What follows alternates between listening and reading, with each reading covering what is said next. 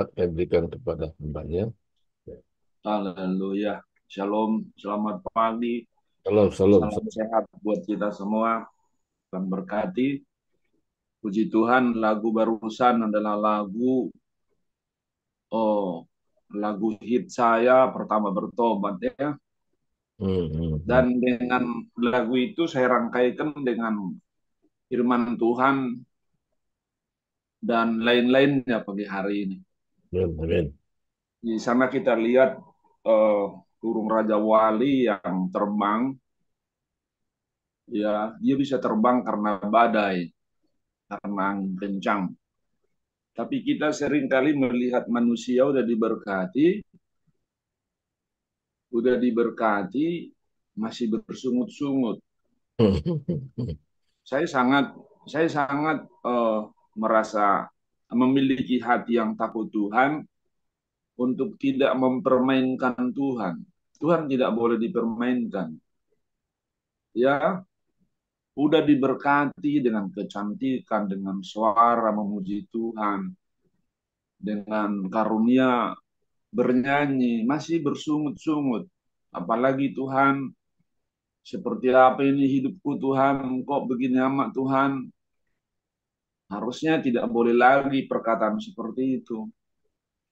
Karena kita sedang dibentuk Tuhan dalam dalam menjalani hidup lewat masalah dan persoalan. Ya, baru saja kita uh, melihat seorang artis cantik meninggal dunia. Kalau coba Bapak Ibu Hmm. lihat, kedengar kesaksiannya, waduh begitu mengerikan. Apalagi Tuhan bla bla bla bla.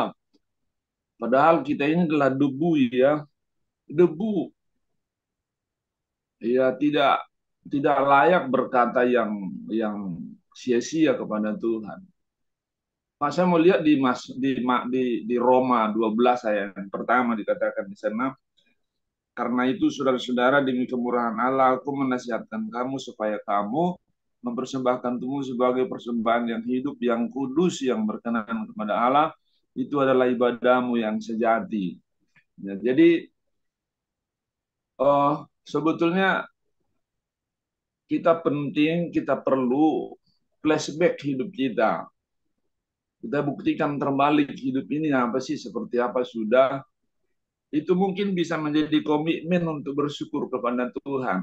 Jadi tidak jatuh kepada persungutan, menuntut Tuhan, bertanya kepada Tuhan, siapakah kita ini? Kita adalah debu. Kita diangkat seperti ini, kita diberi waktu untuk menghitung hari sampai hari ini, itu sudah pembuktian terbalik buat saya bahwa Tuhan itu baik. Masih saya boleh dikasih hari yang baru, kesehatan yang baru, yang baik. Ya, saya bisa menghitung hari-hari, minggu, bulan, tahun. Sudah banyak banget. Kalau flashback seperti itu, saya pikir kita tidak perlu mempermainkan Tuhan. Kenapa begini, kenapa begitu. Ya, coba kita lihat kesaksiannya itu. Aduh, Tuhan kok dianggap apa namanya, rendah banget gitulah. Jadi buat kita yang percaya kepada Tuhan, udahlah apapun yang terjadi kita flashback lah. Buktikan terbalik bahwa Tuhan itu dahsyat. Tuhan itu baik banget. Jangan persoalan yang kita terus rangkai kepada Tuhan. Aduh, Tuhan Maha tahu kok itu. Hmm. Ya, kalau kita rangkai persoalan dan masalah kepada Tuhan, kita akan terikat dengan masalah itu. Amin, amin. Sehingga kita tidak bisa keluar mempersembahkan hidup ini kepada Tuhan. Hmm. Yaitu itu pengalaman saya. Apapun yang saya alami, kayak kemarin saya 2 kali melayani di satu gereja, jam 7 dan 10. Pelayanan kedua rasanya kok seperti ini Tuhan badan saya. Saya percaya ini ada dakwaan dari si iblis. Hmm. Hmm. Saya Hmm. harus lawan ini perasaan gak enak badan ini. Seperti seperti kok goncang goyang gitu. Jadi motoriknya itu, waduh saya nggak bisa berdiri. Padahal dibutuhkan berdiri untuk firman ini. Saya percaya ini proses. Ada yang mendakwa saya. Seperti itu. Saya bertahan, saya diem. Tuhan tolong saya. Saya mau memberitakan firman-Mu Tuhan di tempat ini. Tuhan tolong saya. Tuhan, saya bersyukur di mana saya boleh menyadari bahwa iblis tidak tinggal diam. Ya, ya kita orang baik, iblis itu tidak tersinggung. Kita beribadah kepada Tuhan, iblis itu tidak tersinggung, tidak terganggu. Tapi kalau kita menyatakan, memberitakan otoritas kuasa Kristus, di situ dia nggak suka. Nah, jadi kemarin sukses, saya boleh melayani 2 kali ibadah dengan prima, dengan begitu respect orang. Saya lihat ya, ruangannya cuma 4 meter kali 10, tapi isinya kalau saya hitung ada 60 orang tuh. Bahkan lebih, sesak betul gitu. Iya, jadi pelayanan itu saya boleh selesaikan dengan baik. Saya bersorak-sorai kemenangan pulang. Ya, jadi yang saya mau sampaikan, hidup ini kita persembahkan kepada Tuhan. Yang saya mau sampaikan, janganlah bersungut-sungut. Ya, bangsa Israel bersungut itu mati dipatok ular. Ya, mari kita bersyukur saja karena sadar atau tidak sadar hidup inilah persembahan yang hidup, yang berkenan, yang kudus di hadapan Tuhan. Itu harus kita pertahankan. Itulah yang menjadi komitmen kita mengiring Tuhan sampai kita dipanggil oleh Tuhan dan dipahalai masuk dalam kerajaannya. Itu saja Pak, Bapak Ibu yang boleh saya sampaikan dengan kata jangan permainkan Tuhan apapun persoalan kita. Tuhan Yesus memberkati. Shalom Aleichem. Ya, terima kasih Pak Muhadatua atas penyampaian firman Tuhan pada saat ini. Sungguh menguatkan kita semua. Dan kita dengar juga Haleluya. hambanya Pak Victor. Silang waktunya Pak Victor. Buka mic-nya Pak. Terima kasih atas kesempatan ini.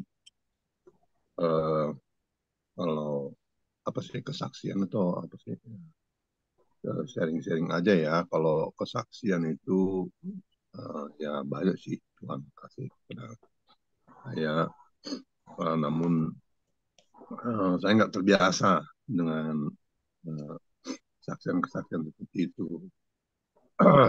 Saya hanya saat ini sedang merenungkan aja firman Tuhan yang sedang mengiang-iang pada saya. Bagaimana tentang Tuhan Yesus yang pernah mengatakan bahwa pergilah ke seberang ya, angin ribut ya, di Markus 4 ya, kalau kita lihat di ayat 35-41. Jadi saya melihat bahwa ada 5 ketakutan di dalam kehidupan ini. Yang pertama adalah takut sakit. Kita semua takut sakit, ya kan? Yang kedua takut mati. Yang ketiga adalah takut sendiri, ya kan? Yang keempat adalah takut hantu, ya, banyak orang takut hantu. Dan kelima takut miskin. Nah, kalau saya lihat sih di perjalanan angin ribut itu, satu hal yang penting bahwa sebenarnya Yesuslah yang mengajak murid-muridnya ke seberang. Ayo kita ke seberang. Dan kemudian memang di tengah jalan ada badai kehidupan. Ya. Namun yang penting adalah kita lihat respon daripada murid-murid yang mengatakan bahwa guru, tidak pedulikah kamu terhadap guru, engkau tidak peduli kalau kita binasa. Jadi kadang-kadang kita sudah bersama Yesus, tapi kadang mungkin dalam hati dia dong, anak Tuhan, kami sudah hampir binasa begitu ya. Dan atas pernyataan ini, pada akhirnya memang badai ditenangkan, tapi ada kata Tuhan Yesus yang penting. Dikatakan, kata Yesus kepada mereka, mengapa kamu begitu takut? mengapa kamu tidak percaya? Jadi di sini, di dalam kehidupan ini, kata mengapa itu adalah jawab yang harus dijawab dengan panjang, dengan alasan yang lengkap. Bukan bilang, hei kamu takut, bukan. Tetapi mengapa kamu begitu takut?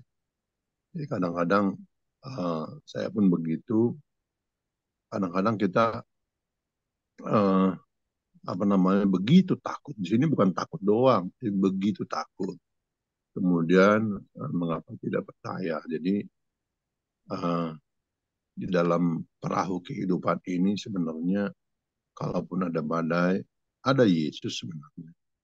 Tapi justru saya yakin bahwa kejadian Tuhan tahu bahwa waktu diajak ke seberang itu ada badai, dia tahu. Tapi tujuan daripada terakhir itu adalah supaya mereka, para murid, makin percaya. Demikian juga kita di dalam badai kehidupan ini kadang-kadang. Tapi Tuhan mau menunjukkan kuasanya bahwa dia peduli, dia akan memberikan jalan keluar. Jadi itu yang saya dapatkan, bahwa kata jangan takut itu adalah justru dari Tuhan. Dan juga dikatakan jangan begitu takut, gitu. Sangat takut. Dan kata takut di sini adalah present continuous. Jadi artinya sedang berlangsung dan akan terus berlangsung. Nah itu, jadi janganlah kita hidup di dalam ketakutan demi ketakutan. Jadi kalau kesaksian, ya banyak hal saya melihat kejadian demi kejadian terjadi pada saya percaya bahwa Tuhan baik, Tuhan sedang membentuk saya untuk terus makin dekat kepada Dia dan bergantung kepada Dia. Kata jangan khawatir, jangan takut, itu datang daripada Tuhan Yesus. Tuhan Yesus pernah dalam satu pasal penuh bicara tentang jangan kamu khawatir akan hidupmu, tapi carilah dahulu kerajaan Allah dan kebenaran. Kerajaan Allah plus kebenarannya. Jadi kita pun harus hidup dalam kebenaran. Dan itu saja dari saya, Pak. Terima kasih. Ya, terima kasih Pak Victor atas pemaparannya. Saya percaya apa yang Bapak sampaikan memberkati semua kami pendengar. Dan sekarang silakan kepada Ibu Tiar untuk melanjutkan apa yang mau Tuhan sampaikan lewat hambanya. Silakan. Ya, baik. Shalom. Selamat pagi Bapak Ibu semua. Selamat bergabung wajah-wajah baru ya, stok lama. Terima kasih sudah boleh bersama pagi hari ini kita bersharing ya. Luar biasa kesaksian para hambanya ya, Pak Butar, Pak Victor ya. Sharingnya pagi hari ini. Nah, saya hari-hari ini sedang berpikir gitu ya. Kami sedang dalam sebuah pelayanan untuk melayani sebuah keluarga, tapi sangat sulit mengampuni Bapak Ibu. Ya, jadi ini sekarang yang menjadi pemikiran saya, mengapa sulit mengampuni gitu. Nah, jadi saya teringat dengan kisah Yusuf ya. Kalau kita flashback bagaimana kisah Yusuf diperlakukan oleh saudara-saudaranya, ya, dia di keluarga itu juga dicemooh ya, karena dia menyampaikan apa yang menjadi visi Tuhan lewat mimpi dia gitu ya. Bahkan ayahnya pun memarahi. Nah, kemudian sampai dia pada akhirnya dijual ya. Nah, dan kita tahulah sejarahnya semua. Ya, kita semua sudah para pelayan Tuhan ya. Nah, tapi saya kagum gitu ya. Di dalam kehidupan ini saya belajar melihat sesuatu dalam keadaan yang tidak baik ya. Nah, jadi dalam Keluaran 50 ayat 20 kalau kita lihat situ ceritanya bagaimana ketika Yakub ayah Yusuf dengan saudara-saudaranya meninggal, maka saudara-saudara Yusuf, mereka yang telah menjual Yusuf, ya, yang berusaha hendak membunuh tadinya, tapi mereka ketakutan dan dikatakan begini, wah jangan-jangan nanti setelah Bapak kira meninggal, maka Yusuf ini balas dendam, karena pada waktu itu Yusuf adalah menjadi orang nomor 2 di tanah Mesir, ya. Akhirnya mereka ketakutan, dan saking takutnya mereka menyuruh orang menyampaikan sesuatu pesan kepada Yusuf, dan dengan perkataan begini, ya, di Kejadian 50 ayat 16 dikatakan seperti ini. Sebab itu mereka menyuruh menyampaikan pesan ini kepada Yusuf. Sebelum ayahmu mati, ia berpesan, beginilah harus kamu katakan kepada Yusuf. Ampunilah kiranya kesalahan saudara-saudaramu dan dosa mereka, sebab mereka telah berbuat jahat kepadamu. Maka sekarang ampunilah kiranya kesalahan yang dibuat hamba-hamba Allah ayahmu. Lalu menangislah Yusuf ketika orang berkata demikian kepadanya. Juga saudara-saudaranya datang sendiri dan sujud di depannya, serta berkata, kami datang untuk menjadi budakmu. Ya, yang ke-19, tetapi Yusuf berkata kepada mereka, janganlah takut, sebab aku inikah pengganti Allah. Ya, sekali lagi saya bacakan, janganlah takut, sebab aku inikah pengganti Allah. Nah, Yusuf tahu betul siapa dia. Dia bukan Tuhan. Dia bukan hakim, ya, yang bisa menghakimi manusia. Dan ayat yang ke-20, ini perkataan yang luar biasa yang dia sampaikan kepada saudara-saudaranya. Memang kamu telah mereka-rekakan yang jahat terhadap aku, tetapi Allah telah mereka-rekakannya untuk kebaikan, dengan maksud melakukan seperti yang terjadi sekarang ini, yakni memelihara hidup suatu bangsa yang besar, ya. Bangsa yang besar itu kita tahu yaitu bangsa Israel, ya, keturunan Yakub, ya. Nah, Bapak Ibu yang diberkati oleh Tuhan, saya lewat firman Tuhan ini hari-hari ini dalam pelayanan kami, saya menangis gitu, ya. Kenapa ya susah mengampuni, ya, gitu. Ya, buat suami sendiri, buat anak-anak, buat siapa saja. Sementara Tuhan Yesus, ya, dia yang tidak berdosa, dia yang adalah Tuhan, yang adalah Allah, ya, dia mau buat mati buat kita. Nah, ini sekarang jadi pemikiran saya. Jadi saya belajar mencoba punya hati seperti Yusuf. Jadi ketika di pelayanan itu kami melihat tidak bisa mengampuni, saya pun mulai terpancing juga. Mulai terpancing untuk, ini orang kok begini banget sih gitu, ya. Kenapa sih gitu. Nah, tapi saya ketika ingat firman Tuhan ini, ya, kemarin kami seringkan habis kami pelayanan, kami sharing sama hamba ya, saya bilang, iya ya, Yusuf itu luar biasa, punya hati yang luar biasa. Ya. Kenapa? Tapi karena dia menyadari bahwa dia bukanlah Tuhan, dia bukanlah hakim. Ya, firman Tuhan berkata, pembalasan itu bukanlah hakmu, itu hak saya, kata Tuhan. Jadi saya juga sedang belajar untuk ini. Apapun keadaan di luar sana, mungkin ada juga yang mau mencoba mendiskreditkan kita, menyalahkan kita, tapi kita belajar seperti Yusuf, ya. Kita bukanlah Tuhan, biarlah Tuhan yang menghakimi, biarlah Tuhan yang mengadakan perhitungan kepada siapa saja yang mencoba mungkin, ya, membuat kita tidak nyaman, ya. Tapi kita percaya, ya, seperti firman Tuhan. Ya, ini saya sangat mengerti sekarang bahwa Allah turut bekerja, ya, Roma 8 ayat 28, untuk mendatangkan kebaikan bagi setiap kita yang sudah dipilihnya, ya, yang percaya kepadanya, dibawanya ke dalam rancangannya. Jadi Tuhan itu punya rancangan, punya rencana buat kita semua, karena dia yang menciptakan kita, ya. Jadi semoga firman Tuhan pagi ini boleh memberkati kita semua, terutama buat saya, ya. Saya harus belajar lebih lagi, bisa menerima keadaan, bisa menerima orang lain apa adanya.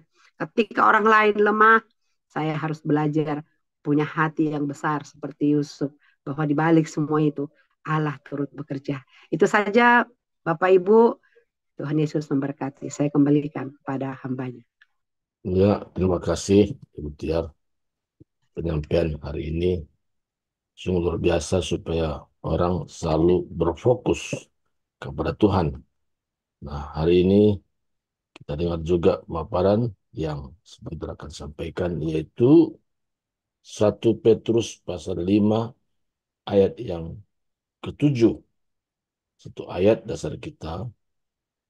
Serahkanlah segala kekhawatiranmu kepadanya, sebab ia yang memelihara kamu. Sekali lagi saya baca. Serahkanlah segala kekuatanmu kepadanya, sebab ia yang memelihara kamu. Ayat ini cukup jelas kalau kita renungkan. Kalau baca sepintas lalu, kurang begitu bermakna, karena belum hidup. Kata serahkan di sini adalah berbicara buang. Makanya dalam bahasa Inggris terjemahannya jelas. Casting all your care upon him. Casting all artinya buang. Sesuatu yang tidak berarti. Salah satu penghambat orang tidak bisa memberi, khususnya berkaitan dengan keuangan. Karena kekhawatiran ini yang menghambat. Jadi kami berdoa kepada Tuhan supaya kami jangan terlibat dalam kondisi ini.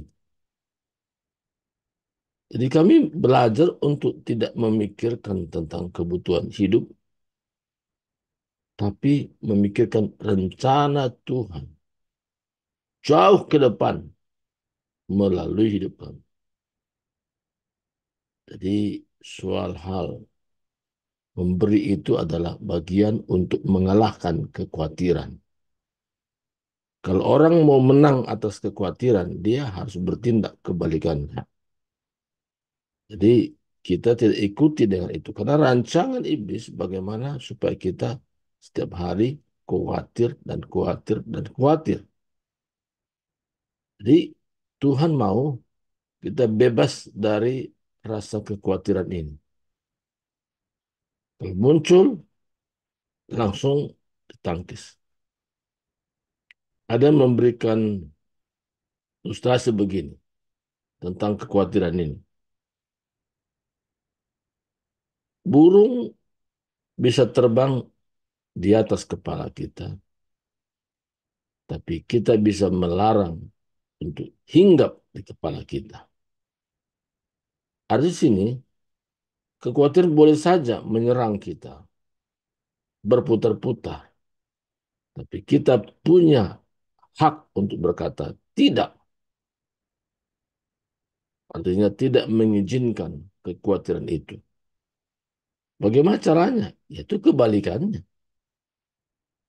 Dan sejak perubahan terjadi dalam alam pikiran kami, bahwa kami hidup untuk Yesus, kami melangkah untuk Yesus, tindakan kami berpedoman kepada apa kata Tuhan, dan apapun tindakan kami itu selalu bersandar kepada Tuhan, maka sesuai dengan arahan firman Tuhan, pertama tadi Pak, putar-putar, serahkanlah tubuhmu sebagai persembahan hidup. Serahkanlah atau korbankanlah ya, menjadi persembahan yang hidup. Bukan mati, tapi hidup. Jadi kalau kita menyerahkan seluruh kehidupan kita 100% di tangan Tuhan dan kita menjadi orang kepercayaan Tuhan, sangat bangga kita kalau kita menjadi orang kepercayaan Tuhan. Kalau kita memahami ini, hidup kita semakin meningkat dan meningkat. Cara pandang kita bukan cara pandang duniawi lagi, tapi cara pandang kita menyikapi segala keadaan, yaitu cara pandang Tuhan. Kalau cara pandang dunia, kita mudah khawatir. Di cara pandang Tuhan, kita bisa mengatasi kekhawatiran. Karena yang kita andalkan adalah Tuhan. Saya teringat satu peristiwa bagaimana Daud menghadapi Goliat. Cara pandang dunia nggak sebanding. Goliat itu raksasa. Terkenal raksasa, dia pahlawan yang perkasa. Punya pengalaman. Daud belum punya pengalaman berperang. Paling pengalamannya mengembalakan kambing domba ayahnya. Tapi waktu mendengar pernyataan Goliat menghina barisan umat Israel, hatinya begitu mendidih. Dia berani menghadapi. Bukan kekuatannya lagi diandalkan, tapi kekuatan Tuhan. Aku menghadap engkau dengan Tuhan yang kau hina itu. Hari ini, kuserahkan kepalamu menjadi makanan burung-burung. Seperti itu, saudara. Artinya, setiap orang yang mengandalkan Tuhan dan menyerahkan semua kekhawatirannya, dia akan bebas dari kekhawatiran, bahkan dia menjadi pemenang, bahkan lebih daripada pemenang. Dan saya percaya bahwa kita semua yang tergabung dalam kongres ini, kita akan mengalami namanya lebih daripada pemenang. Dari hal apa? Karena Tuhan sendiri sudah berfirman. Dia sudah menang dan kita sebagai pengikutnya lebih daripada pemenang. Luar biasa. Jadi hari ini firman Tuhan pertama, kedua, pertama tadi bebas dari rasa takut, mati, takut hantu dan sebagainya. Tuhan di pihak kita. Nggak ada yang bisa memisahkan. Kekuatan dan kekuatan pasti kita alami. Tuhan berkati kita, inilah firman Tuhan yang bisa tambahkan hari ini dan kekuatan kita dalam mengiring Dia.